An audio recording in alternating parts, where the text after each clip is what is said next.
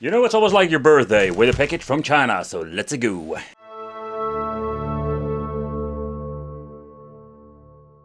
Is absolutely great. The way how they construct this is good, and with the styrofoam holding it in place, nothing can be damaged. So this is basically the briefcase model. We have reviewed the single player, but this is the 2-player edition, and it comes with an absolutely huge screen. I can tell you this product is absolutely massive. It's very difficult to show stuff like that on the video. Let's unlock it and let's open it up. Oh man, this thing is very difficult to open. So like I mentioned before, we need to assemble a couple of parts, nothing very fancy or interesting to be honest, because this is something we've done many times before. And if you've seen it for the first time, this is the only thing that you need to do. Assemble the ball top. And that's it, also for second player. And you need to disassemble them if you want to transport it. That's the only thing that we need to do. I know there were a couple of, let's say, these plug and play devices that we've checked out, and some of them had like the ball tops assembled in a special compartment. It's kind of weird that they didn't do that because there was so much room left. So with this particular product, we're going to get ourselves a very nice layout, 8 buttons, and that is something you don't see every single time. Another thing is we do have start and coin and pause for both players. Most of the time they will switch it out or having 2 buttons. The overall quality is just the typical stuff that I've seen many times before. The buttons are just your cheap, very cheap long travel buttons. They're not like the cheap one versions, but I'm not the biggest fan of those. The joystick, however, also has not a very tight spring in the inside. It's not at the point that it's going to be wiggly, but it's okay. At the left top corner we're going to get ourselves the menu button, the plus and minus for volume control and brightness, and then of course we're going to get the tiny switch over here. And basically what you can do is connect something from the outside to the inside with the HDMI at the back and the on and off switch. And at the right we're going to get ourselves the battery indication and the on and off switch. Maybe I'm a little bit too nitpicky, but I think the materials they're using is a little bit too thin, especially when it comes to the control deck.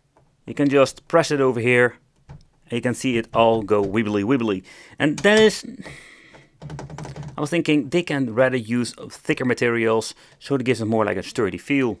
So a new feature they introduced is the lock mechanism. I'm not going to pull this out, I'm just going to use it like a lock and not use it over there. But you can do it if you want to. Over here it says double O. And yeah, I don't know if every single case have double O, but nevertheless, yeah, I don't want to mess around with it. Also, the single play versions will have this mechanism attached to it. If you're going to remove every single screw here at the control panel, or you can just lift it out like that. Always be very careful because you don't know how it is with the cable length.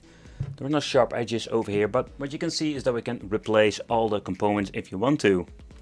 So first of all, you can replace all of the buttons and the joystick if you want to upgrade them in the future or you have problems. It's easy like removing 6 screws, lift it out and replace your buttons. Easy peasy, lemon squeezy. But let's take a close look at the bottom compartment, what kind of components we're having over here. Here we can find the board itself or the PCB that is controlling the monitor. There is still an HDMI port. That's kind of weird. There's still an HDMI port that you can use.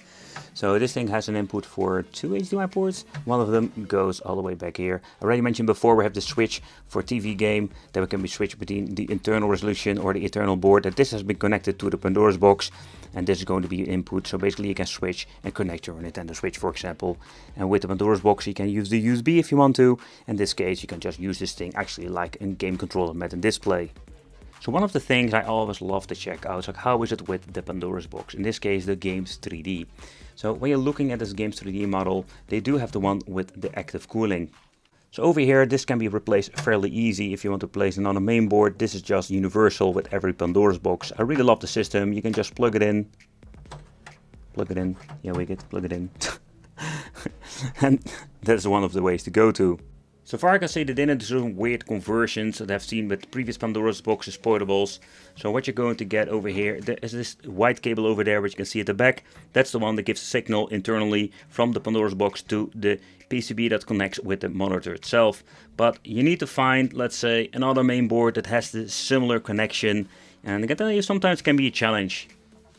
So then we're going to get ourselves 2 battery compartments for giving this tin some juice, and we're going to get ourselves 2 speakers, I think this is not stereo sound, but it's better than your typical Pandora's Box portable I've seen before. So that's it, what you're going to get inside the machine itself. At the back we do have some multiple connections, and one of them is quite interesting. Not the adapter over here, that's just input for the 12 volt, but over here we're going to get an input and an output. Yep, this is the output for the HDMI, so you can even hook up an external screen if you want to, VGA out, volume control. The tiny button over here is going to be for the settings menu, 2 USB ports that can be used with the controllers, and then we're going to get ourselves the HDMI, and this one is for the input I already mentioned before. Okay, so when it comes to the audio quality, it's not super bad, but the thing they completely messed up is the way how they assemble the speakers. In my opinion, they should put them on the side or something, because this is just a bummer. But when it comes to the overall quality of the Pandora's Box, it's the same stuff that we have seen many times before. They're just underpowered box they are using, and you can see it with particular games like Tekken. Unfortunate, it's just a little bit of a bummer, and they keep reusing this. Get ready for the next round. So where we're going to get ourselves overall okay performance with some games, PlayStation Portable, but it's highly possible it's going to be looking really messed up. Round 1. You can see the wiggly feet. There are some pieces of software like Pandora that can be fixing these issues, but then the question, is it compatible with this particular box? Another thing is when you're looking at the map, normally you will use like ABDA, but they're using ABCF. And I can tell you, you really need to get used to it, especially when you're playing... Or wait, do I say it wrong? I do say it wrong. Okay, wait, it's even more weirder. I have 3 buttons that work. Okay, that is not like it's supposed to be. But let's get into the 2-player mode. Okay, so let's get into the 2-player mode. I think that is unique to this particular system. Everything seems to be working fine. But I want to check out where my button is. Somehow my D button isn't mapped. And the only thing I can think of that I need to open it up again, because there is something wrong with my input of the control panel. Maybe I ripped the cable or something. Oh boy. Oh man. That happens by doing teardowns. Okay, so there was not a problem with the button, it was the way how they assembled the pins over here. I think I need to have the white color, and the white color isn't assembled correctly, so that's the reason why I didn't make any communication whatsoever. So as I was saying that I had a problem with my button, but it seems to be fixed now. They didn't implement it correctly in the socket of the EDA, or is it IDA? Still messing it up. Due of my translation error, my friends. Nevertheless, what we're going to get is a working button now. So that's the reason I show you that I do struggle getting stuff to work and removing the freaking plastics. So when it comes to PlayStation 1, there we're going to get some good performance. You can test all kind of games, but in the end, what you're going to get is great performance. And that I think is very cool if you like a deep dive into the PlayStation 1, bring it on the go with this portable device. What I find always a little bit of a bummer when you're looking into certain platforms like N64, and what I already mentioned before, that we do have a compatibility issue with some particular games, and Killer Instinct Gold is one of those games that doesn't run great. It stutters, it has glitches going on, it's also depending what kind of level you're playing, but again, what N64 is, it's just going to be in hit or miss. When you're looking into the 8-bit, 16-bit era, that is just absolutely running perfectly when it comes to a device like this. So where I always like pinpoint and basically bitching about stuff that doesn't run. Of course, as a review, I just wanted to see what is actually running and what kind of stuff did he improve. So unfortunately, when it comes to some of these, let's say, quite expensive products, they just slap in a Pandora's box like a Pandora Games 3D. That is quite nice. We can maybe upgrade it. But it comes with a lot of, let's say, problems when you're just going to get it out of the box. And I think that is quite unfortunate. But again, it's not always that bad. Pressing pause, we can make a quick save, quick load. Alright. So one of the things you can do actually with this device is plugging in an external device. I can tell you is that this thing is absolutely looking amazing. So this is kind of funny to say, is that when you're looking at this particular product, the display doesn't give this, let's say, beautiful display out, simply because the Pandora's box is running on 720p, where my Switch is running on way better overall, let's say, quality. Oh man, I really hate playing with these Joy-Cons. But nevertheless, when you're looking at this, it's just great.